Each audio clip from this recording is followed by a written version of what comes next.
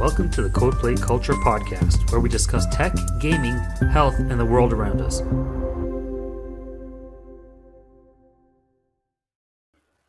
Welcome back to Codeplay Culture Podcast. Rui, Logan, what's going on, my friend? How are you? Hey, man, it's been a very long time. I'm doing well. It's been a long time since we did one of these, and glad to be back. Let's go. So I see you got a new microphone. Yeah, I did. It's a Rode Pod mic. I got like, I don't know what you call these things, a cloud lifter, but they increase your gain, give you like a bunch of clean gain. So hopefully this sounds better, but I don't know. So it's like a gain injector? Yeah, gain injector. Let me just fix this. Sorry, I gotta go off the camera. That's okay. So have you played Ball Pit lately? Have I played it lately? Yeah. I have, and that game is so fun. It's like a surprise sleeper hit. Like, oh yeah.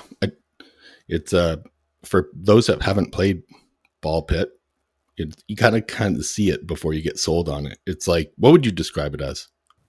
Oh man, initially I felt like it was like Bust a Move, that bubble game. Yeah. But it's of course way more complex and has a lot more happening. So it's kind of unique. You can't really put it into a category. Right. Maybe it's you know what it kind of reminds me of is Peggle. Tower defense. Oh, Peggle. Yeah, tower defense, Peggle, kind of Tetris because the things are moving from the top to the bottom. Mm-hmm. And I love what they did where you can toggle off a lot of the addictive UI features. Like you can remove blood, you can remove certain sounds the characters make. Mm-hmm. And they're not buried in some menu. They're like, you can clearly see there's no microtransactions. Like so far, like from did they make the game that it is because it's that game, Ball Pit, super addictive. Yeah. I'm not sure if you're playing anything else since you played Ball Pit, but me, I just can't even fathom playing a different video game right now. I'm just so into Ball Pit. Mm-hmm.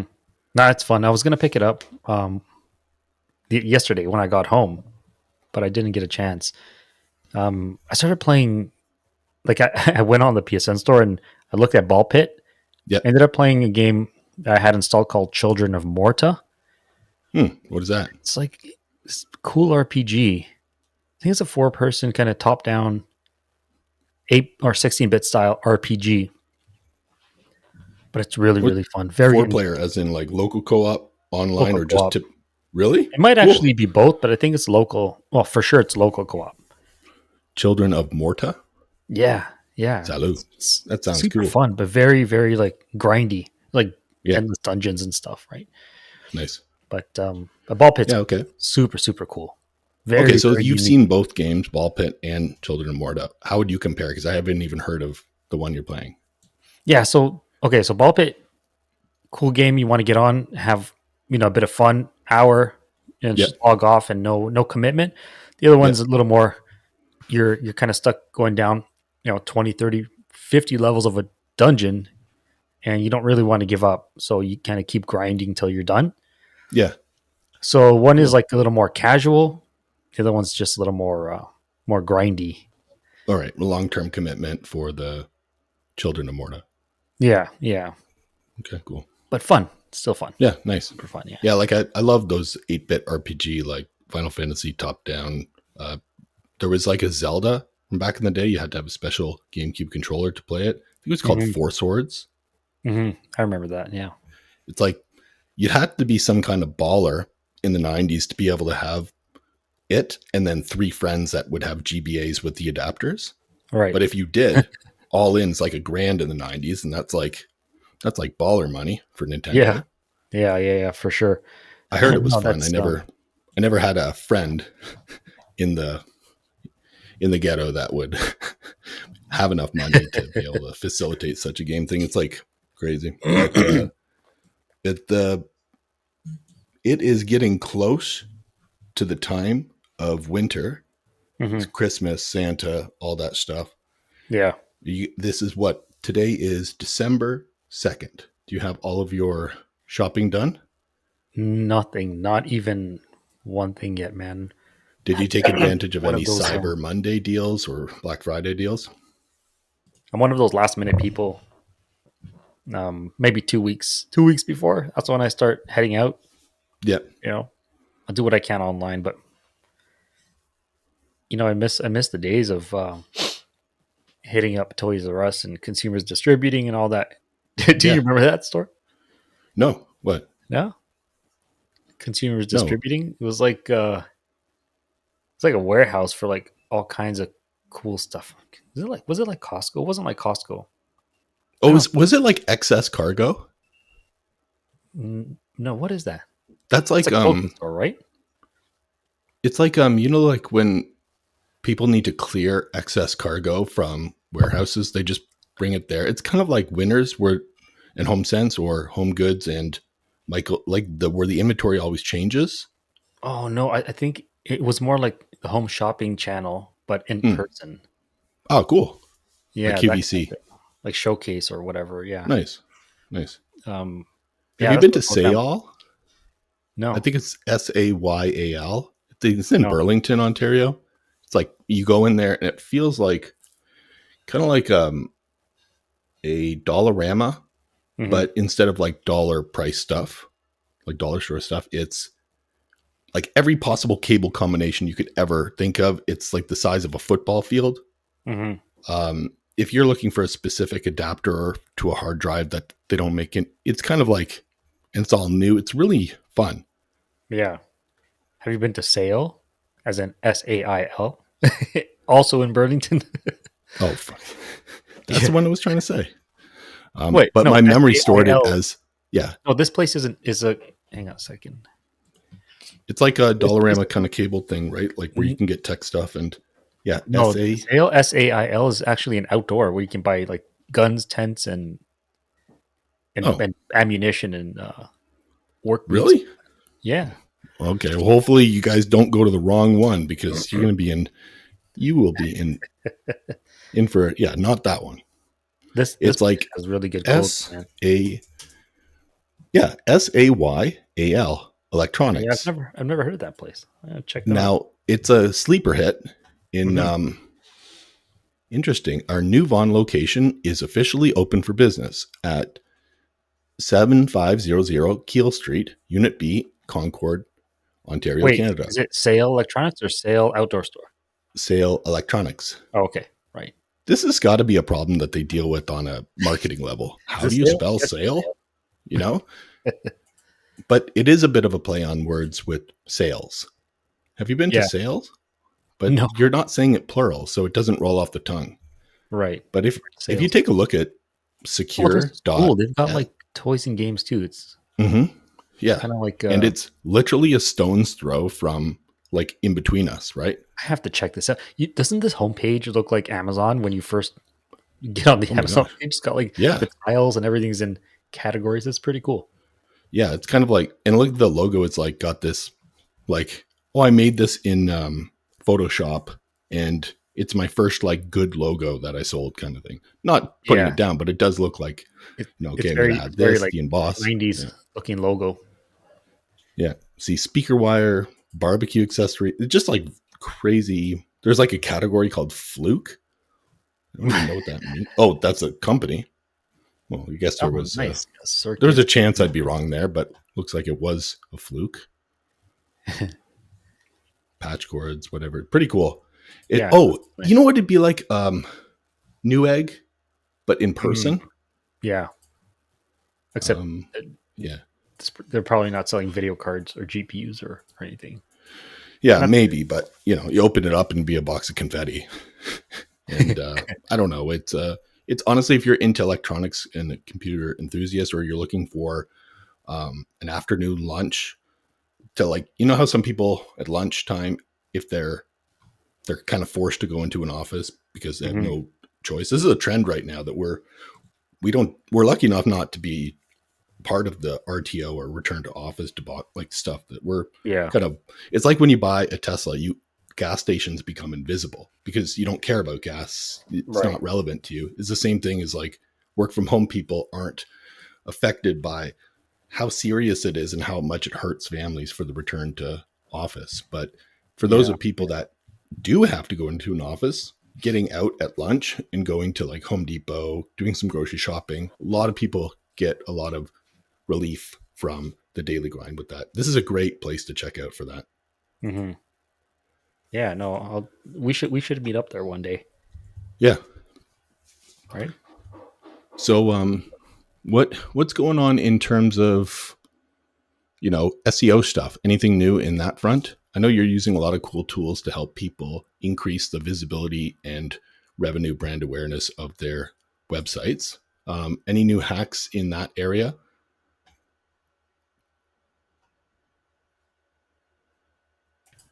All right. So so you kicked the cord right out of the wall. I kicked the cord out of the wall. So there's no hacks when it comes to SEO. It's a lot of manual work and just a lot of trial and error and just monitoring things going up and down. It's it's nice to see it kind of like grow. Like you put the seeds there and SEO starts to like bloom. Yeah. It's nice to see that happening, but it's there's a lot involved for sure. There's no like easy way to do it aside from paying somebody, a professional. Right. Yeah. Like this guy right here. No, I'm just kidding. Yeah. So it's a tough sell for, this is my opinion, correct me if I'm wrong. It's a tough sell for SEO getting a new client. But once you get them, you can show them over time that this is how much we've skyrocketed your growth for sales, brand awareness, visibility, etc. It's almost better to get them on a free 1 month trial and then they switch into a subscription. I think a lot of the SEO companies offer that. I know yours does. And for those that haven't had the gift or the pleasure of the subscription-based service of Red Wolf SEO, for about $400 at the time of this recording a month, you get some posts, you get some, I don't want to go, it's a whole thing that's on the website. It's definitely worth it. I subscribe to it, and it does take someone with that passion for it. Like if you're not passionate about it and you're not following it, it's like tech. If you're not passionate about it, if it's your 9 to 5, it's very easy to not stay current. Yeah, no, exactly. That's exactly true. You need to want to do it. If you're being pushed, and prodded to do it, it's not pleasant. And the output will reflect that, right? And that's why it's good to love and enjoy what you're doing. And I do exactly. love working with all this stuff and SEO, absolutely, and tech. It's great. Yeah. Now, a recent free product that was sent to us, it hasn't arrived yet, but can't wait to just put my fingers all over it and then add an anonymous pause here so you don't know what I'm talking about, is it's an EPO maker with sea salt silent keys. Mm-hmm. The reason why I want to just go on the keyboard is just to see what it sounds like. Is a lot of people like mechanical keyboards, but if there's anyone around them that hear it, they can't work. The only person that's enjoying a mechanical keyboard is a person that's currently typing on it. Right. There's memes out there where like people bust into the guy's room and say, "Hey, you're subletting this room from us in this apartment. If you don't turn off if you don't change your keyboard, you're out of here, because that's all we can hear all day." So the sea salt silent is apparently all the gift without the curse. Did you know that when you were able to luckily get that product, that it was a silent mechanical? No, I didn't even know there was such a thing, right? Yes. So it's going to be worth doing a feel, right? Yeah. It's kind of cool in the top right of the EPO maker with the sea salt silent keys is a little LED display. You put like the WP written pixel guy running across, like that'd be kind of cool, eh? Yeah.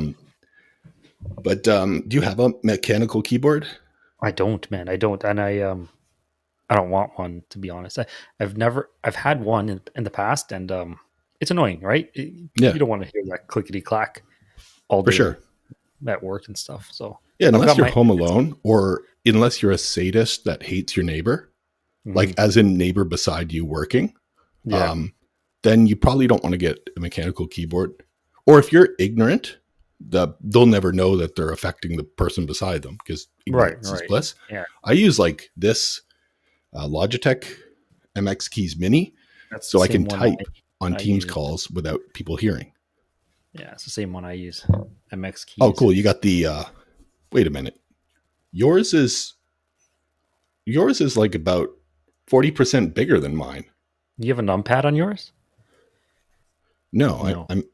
I think I've got the numpad on mine. Yeah. Yours lights up, right? Yeah, they're backlit. Okay. So yours is bigger and lights up. Yours doesn't light up? Oh, it does. Yeah. I guess yours is just bigger. If for those of you that joined the podcast at this time, this is brought to you by Sus. Sign up for a free trial at sus.org. Yeah, it's like even if I don't try, I could just speak. Someone's going to look at me like, are you about to do something? I'm like, no, that's the banger, you know? Yeah. Yeah. No, this how's family? Everything good for you guys planning some get-togethers at the holidays? Any always, man, every year. Eggnog to Spike, and I don't know about the eggnog. I think we'll probably leave it out and just have the Spike, and that's it, man. How about you? Yeah, I have no idea. I ride by the seat coat of my pants, so I think there's a bunch of things being planned. Nice. Right now, I'm suffering from the affliction of busyness. Mm-hmm. Like where every app has a 99 plus in the top right, and I get calls like, "Hey, you didn't get back to me," and I have to apologize.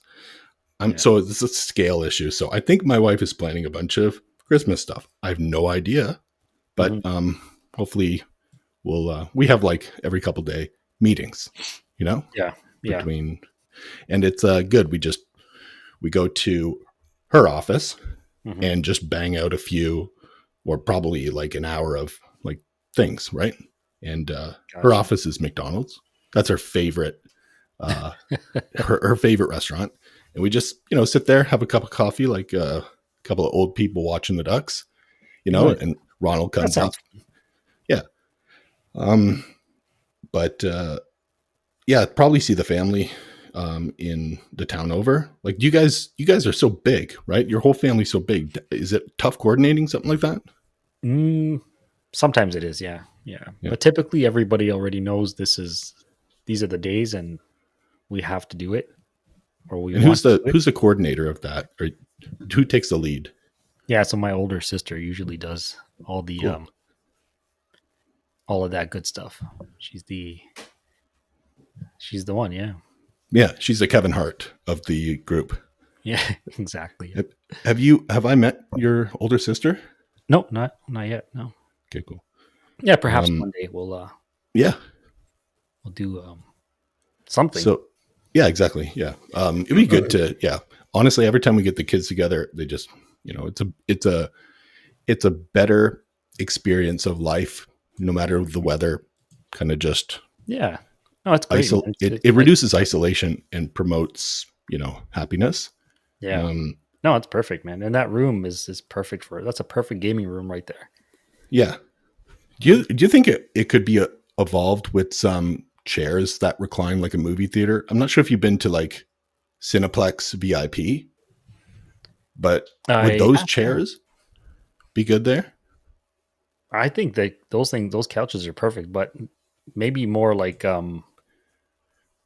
strobing LEDs around the top and bottom and sound system and maybe some kind of like real-time effects like wind blowing or some like rain or water whenever have you ever been to the 5D or 40X or whatever it's called? So is this so Cineplex, Odeon, whatever they have, it's better than, what are the seats that move? That's called not IMAX, D-box? but D-box. So it's like when they add D-box and 3D glasses and then they evolve it one more time, maybe with or without the 3D, is it 40X or just 40? I think it would be 4D. Like, what's it called? I think it's called something like, I'm not sure, but I've been. Like, so they add wind. What else do they add? There's water effects and then there's smells. is it weird to like, what if you go to a movie that you didn't know and you didn't want to smell the movie? It's like a movie about farming. Yeah, that wouldn't be great. Yeah. Welcome to the wonderful world of dung, where we follow dung beetles. You know, like that's a real documentary, by the way. Immersive, but Very well done. Not ideal. Yeah. I mean, if you, I went to dinner with some friends, and we were talking about this, and we were talking about the new Tron movie. I'm not sure if you've seen it, but I haven't. The Jared Leto character, is it Jared Leto? Whoever is the main like protagonist in Tron, the new Tron. Yeah. It's like if they had a 4D showing of that theater, I said to them, it's like, what do you get to smell the sweat of Jared Leto or whatever? And then the lady's like, oh, definitely. She answered so quick. She's like, definitely. I'm like, I was like, okay, well, I think that's what, like the pheromones come through. Like, how do people capture this? There's like some guy, like a small character running behind all the celebrities as they sweat, with the fan blowing. He's like extracting everything. Yeah. No, have you ever seen how they extract the scents for Bath and Body Works from like flowers? No. Is it? It sounds like it would be one of those processes that are not healthy. Yeah, for sure. It's like a gas chamber for flowers. They put this like glass sphere around it, looks like a snow globe, pump in some gases, it kind of wilts, and they take it from it. It's kind of like a soul extractor, but like for flowers. But it's very fascinating. Final Fantasy Advent Children, is it? Where they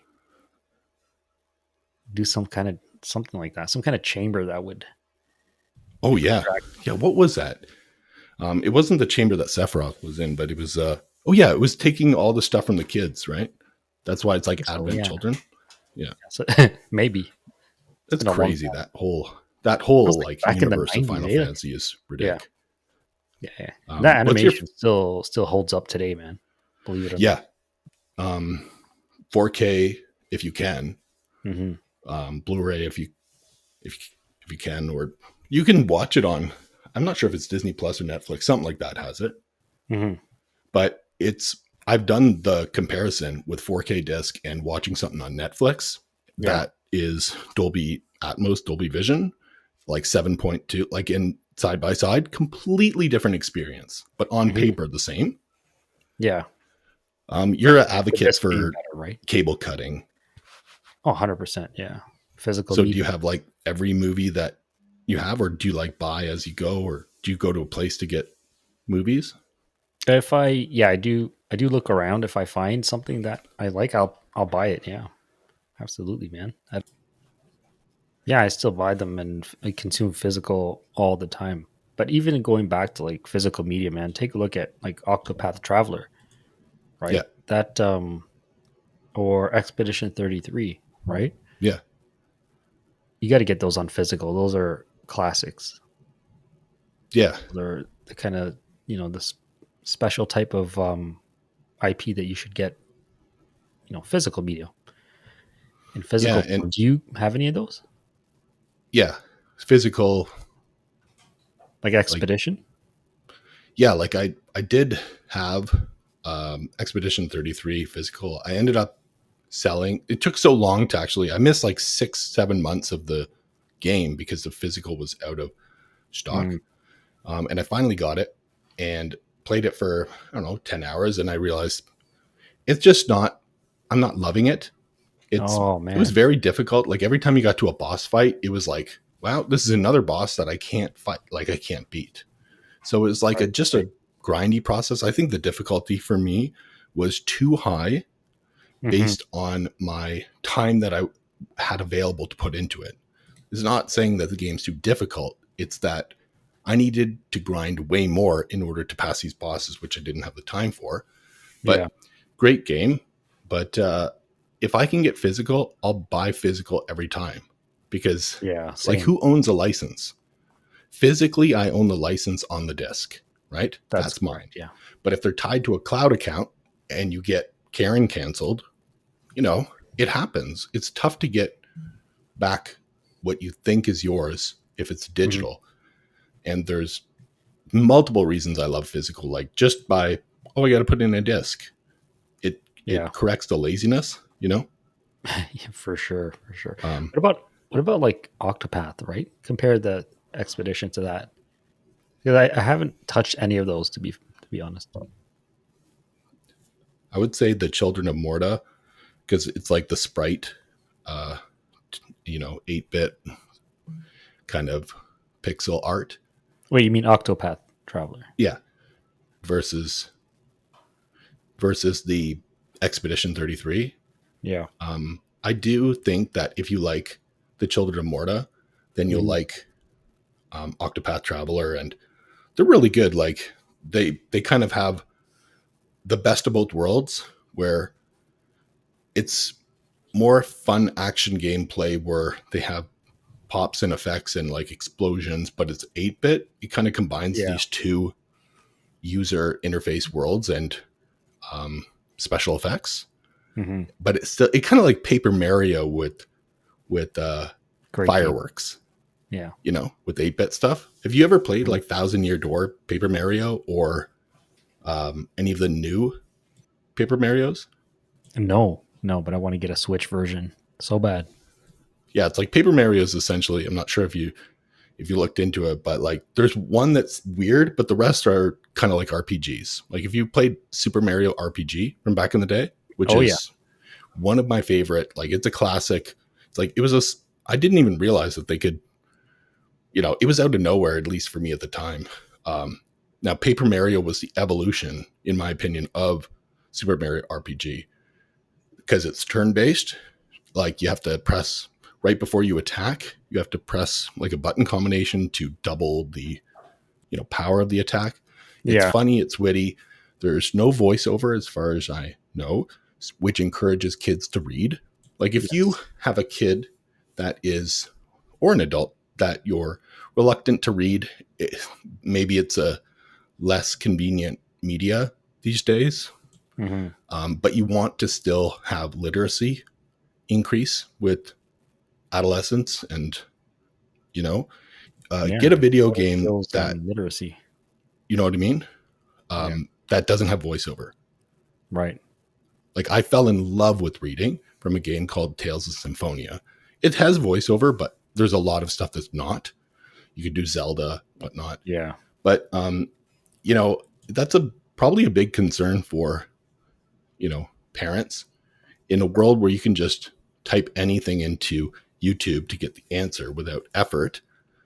Reading is a huge barrier for entry for knowledge transfer. Yeah, absolutely is. I agree with that. But it's difficult, but I think the challenge is worth it. Balance it with fun. Here, you should read. It's like you want to like sneak in some healthy stuff into their, chocolate, right? You blend the vegetables and put them in. It's like the video games without But anyhow, what's next on your to-do list, Rui? Not much, just preparation for the holidays, man. Nothing extravagant. That's pretty much my next phase.